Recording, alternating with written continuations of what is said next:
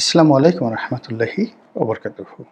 সম্মানিত দর্শক, আপনি বিশ্বাস করুন আর না করুন, কিংবা আপনি হিংসে করুন বা যা ইচ্ছে তাই মনে করুন, বাস্তবতা হলো বাংলাদেশে এই মুহূর্তে রাজনীতির ভেতরে এবং বাহিরে, রাষ্ট্রযন্ত্রের ভেতরে এবং বাহিরে যেভাবে জামায়াতে ইসলামী বাংলাদেশ গিজ গিজ গিজ গিজ করছে, তাদের প্রভাব এবং প্রতিপত্তি, এটা বাংলাদেশে যেভাবে বিদ্যুতের লাইন টেকনাফ থেকে তেঁতুলিয়া পর্যন্ত সঞ্চালিত হয়েছে এবং সেই বিদ্যুৎ লাইনে নেপাল থেকে বিদ্যুৎ আসছে, ভারতের ঝাড়খণ্ড যে প্রকল্প রয়েছে আদানির উড়িষ্যা রাজ্যে, সেখান থেকে যেভাবে সঞ্চালন লাইনের মাধ্যমে বিদ্যুৎ আসছে, অথবা ধরুন কাপ্তাই, অথবা অন্য কোনো প্রজেক্ট, মানে সারা বাংলাদেশে যে বিদ্যুৎ বিতরণ ব্যবস্থার যে সঞ্চালন লাইন, বিদ্যুৎ টেকনাফ থেকে আসুক আর তেঁতুলিয়া থেকে আসুক, কিন্তু এটা যিনি বা যারা এটার পরিচালক, তাদের ইচ্ছে মতো সারা বাংলায় ছড়িয়ে পড়ছে। তো বাংলাদেশে যেভাবে বিদ্যুতের লাইনের গতি আছে, আলো আছে, সঞ্চালন রয়েছে, তেমনি যে রাজনৈতিক দলটি এই মুহূর্তে বাংলাদেশে আছে জামায়াতে ইসলামী, তাদের যে সঞ্চালন লাইন এত স্ট্রং, ঢাকা থেকে কোনো একটি হুকুম দেয়া হলে অজপাড়াগাঁয়ে উইদিন 1 সেকেন্ডের মধ্যে সেটা পৌঁছে যায় এবং উইদিন 10 সেকেন্ডের মধ্যে সেটার কার্যক্রম শুরু হয়ে যায়। তো এইভাবে তারা যে দক্ষতা অর্জন করেছে, সেই দক্ষতা বাংলাদেশের প্রতিদ্বন্দ্বী জামাতের যারা প্রতিদ্বন্দ্বী রাজনৈতিক দল এখনও সেই প্রযুক্তির ধারের কাছে যাওয়া তো দূরের কথা, এমন একটা প্রযুক্তি যে থাকতে পারে, সেই প্রযুক্তি দিয়ে যে প্রতিপক্ষকে দমন করা যেতে পারে, সেই প্রযুক্তির উপর নির্ভর করে যে একটা নেটওয়ার্ক গঠন করা যায়, প্রযুক্তির উপর নির্ভর করে একটা ফাইন্যান্সিয়াল সিস্টেম গঠন করা যায়, প্রযুক্তির সঙ্গে যে ডাটাবেস রয়েছে সেই ডাটাবেজের উপর নির্ভর করে রাজনীতির হিসাব নিকাশ পাল্টে দেওয়া যায়, এটা আওয়ামী লীগ বিএনপির মতো প্রচলিত যারা রাজনৈতিক দল তারা এখনও কল্পনাও করতে পারছে না। এই দুটো দল তারা মিছিল, মিটিং, পোস্টার, ব্যানার, হুন্ডা, গুন্ডা, দখল, চাঁদাবাজি থেকে শুরু করে প্রভাব প্রতিপত্তি বিস্তার এবং নমিনেশন বাণিজ্য পাওয়া, কাউকে বঞ্চিত করা এবং ভোটের মাঠে জয়লাভ করার জন্য সেই গত 100 বছর ধরে যেভাবে ভোট হয়ে আসছে, 2025 সন চলছে, 1925 সনে, 1921 সনে এই পাক ভারতে যেভাবে নির্বাচন হয়েছে, বিএনপি এবং আওয়ামী লীগ তাদের যে নির্বাচনী ভাবনা, সেই নির্বাচনী ভাবনায় সেই জমানাতেই রয়ে গেছে। ফলে তারা কেউ শহীদ জিয়ার আদর্শ আর কেউ বঙ্গবন্ধুর আদর্শ ধারণ করলেও মূলত তাদের চিন্তা চেতনা 100 বছরের পুরনো। আবার অন্যদিকে জামাত তাদের আধ্যাত্মিক নেতা মাওলানা আবুল আলা মওদুদী, তাদের আধ্যাত্মিক নেতা গোলাম আজম সাহেবকে হৃদয়ে ধারণ করলেও তাদের এক হাতে ইলন মাস্ক, আর এক হাতে মার্ক জাকারবার্গ, আর এক হাতে স্টিভ জবস বা টিম কুক, অ্যাপলের প্রতিষ্ঠাতা, অন্য হাতে সেই জ্যাক মা, আলিবাবার প্রতিষ্ঠাতা। আপনারা তো জানেন যে জ্যাক মার যে আলিবাবা, মানে তারা সাপ্লাই অ্যান্ড চেইন ম্যানেজমেন্টে পৃথিবীর সবচেয়ে বড় কোম্পানিগুলোর মধ্যে অন্যতম। যেভাবে জেফ বেজোস তার আমাজন কোম্পানির মাধ্যমে সারা পৃথিবীতে যে নেটওয়ার্ক গড়ে তুলেছে, আনবিলিভেবল। জামাত ঠিক ওইভাবে হৃদয়ে গোলাম আজমকে ধারণ করে তারা সর্বশরীরে, মন, মস্তিষ্কে এবং হাতে সব জায়গাতে প্রযুক্তির ছোঁয়া লাগিয়েছে।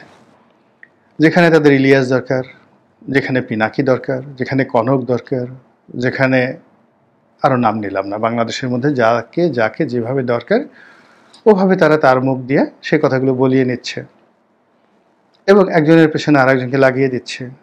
যেখানে তাদের প্রযুক্তি দরকার, এআই দরকার, সেখানে তারা সেভাবে সেই কাজগুলো করছে। যেখানে ওয়েব তারা দরকার, সেই ওয়েব তৈরি করছে, মানে ঢেউ তুলছে।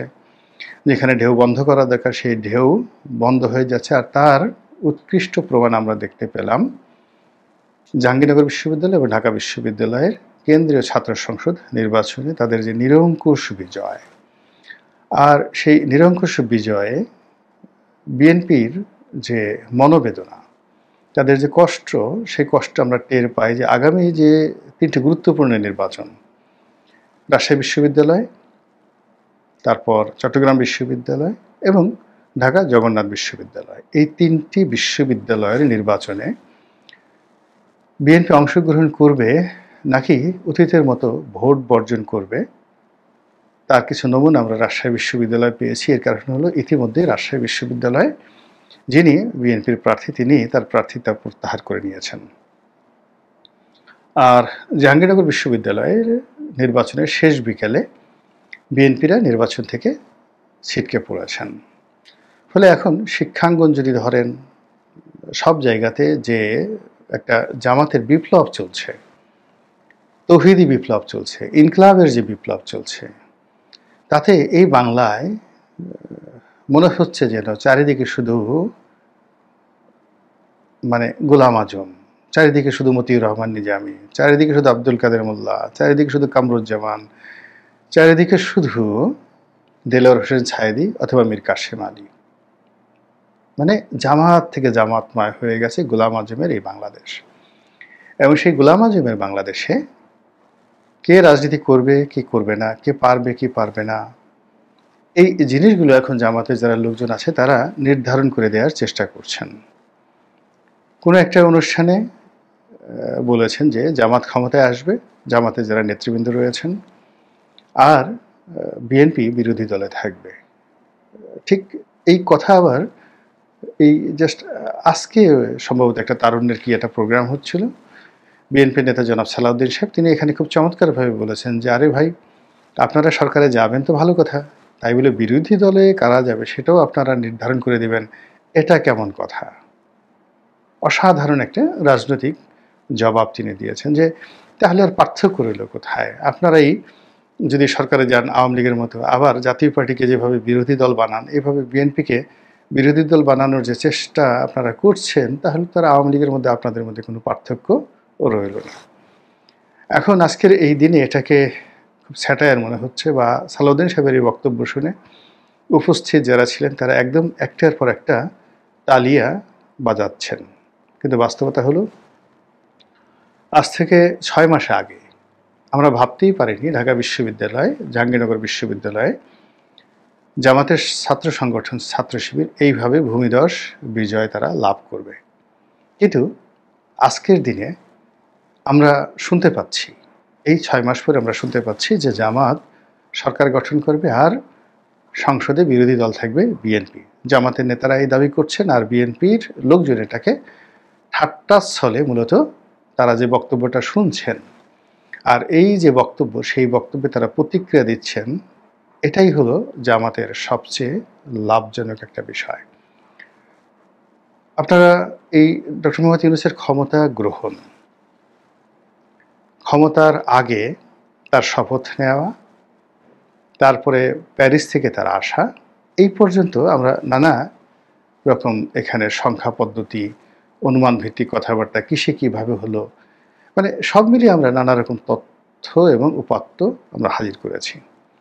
কিন্তু বাস্তবতা হলো যে টোটাল প্রক্রিয়াটির সঙ্গে জামাতের থিঙ্ক ট্যাঙ্ক, জামাতের প্রযুক্তি, জামাতের অর্থ আরও বহুদিন আগের থেকে কাজ করে আসছিল আমেরিকাতে, লন্ডনে, ব্রাসেলসে, ইউরোপীয় ইউনিয়নের হেডকোয়ার্টারে। জামাতের একজন কেন্দ্রীয় নেতা তিনি বলেছেন যে ডক্টর মোহাম্মদ ইউনূসের সঙ্গে, অর্থাৎ ইউনূস সেন্টারের সঙ্গে ভাগাভাগি করে তারা এখানে বিনিয়োগ করেছে। ইউরোপে যে লবিস্ট ফার্মগুলো আছে, আমেরিকাতে যে লবিস্ট ফার্মগুলো আছে, শেখ হাসিনার সরকারের বিরুদ্ধে এই কথাগুলো চলে আসছে। তো কাজেই এই যে জামাত যে দাওয়াতি কর্মকাণ্ড আজ থেকে ধরুন 7, 8, 10 বছর আগে করেছে, আর সেই দাওয়াতি কর্মের সঙ্গে কোন সময়টিতে একজ্যাক্টলি এসে ডক্টর মোহাম্মদ ইউনূস অংশগ্রহণ করেছেন, এখন এগুলো নিত্য নতুন তথ্য বের হয়ে আসছে। নাহিদ ইসলাম,